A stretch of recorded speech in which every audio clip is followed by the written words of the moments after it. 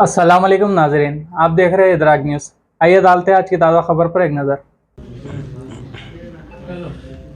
यहाँ पे 140 बच्चे मदरसे में पढ़ते हैं। यहाँ पर वो लोगों के लिए टॉयलेट्स नहीं थे और हमारा हमजाद साहब बोलने के बाद यहाँ टॉयलेट्स का सैंक्शन करे, उसका आज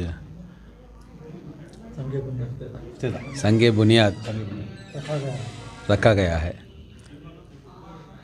శంకుస్థాపన చేసుకున్నాం। అలాగే ఇక్కడ పిల్లలకి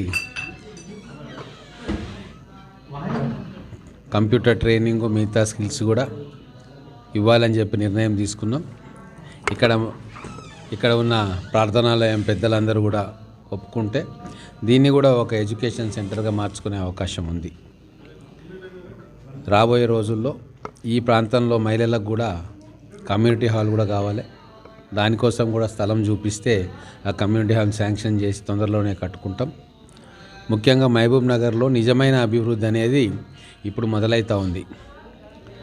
గతంలో అంతా కూడా ఓటు బ్యాంక్ రాజకీయాల కోసం చేసిన అభివృద్ధి ఇప్పుడు పిల్లల భవిష్యత్తు, మహబూబ్ నగర్ భవిష్యత్తు కోసం 50-60 సంవత్సరాల్లో మనకి ఏం కావాలనో ఆలోచించి రేపటి కోసం చేస్తున్న అభివృద్ధి ఇది నిజమైన అభివృద్ధిగా మేము భావిస్తూ ఉన్నాం।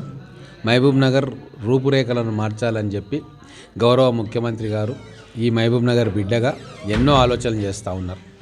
ఆ ఆలోచనలకు అనుగుణంగా మేము కూడా మహబూబ్ నగర్ పట్టణంలో ఇంకా అనేక సౌకర్యాలు తీసుకురావాలని చెప్పి ఆలోచిస్తూ ఉన్నాం।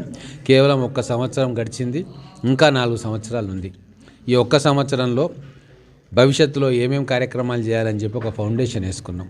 రాబోయే రోజుల్లో నిధులను కూడా తీసుకొచ్చుకొని కొత్త ప్రాజెక్టులను టేకప్ చేసి పూర్తిగా మా టర్మ్ అయిపోయే వరకు మహబూబ్ నగర్లో నిజమైన అభివృద్ధి అంటే ఏందో మా ప్రభుత్వం చేసి చూపిస్తుంది।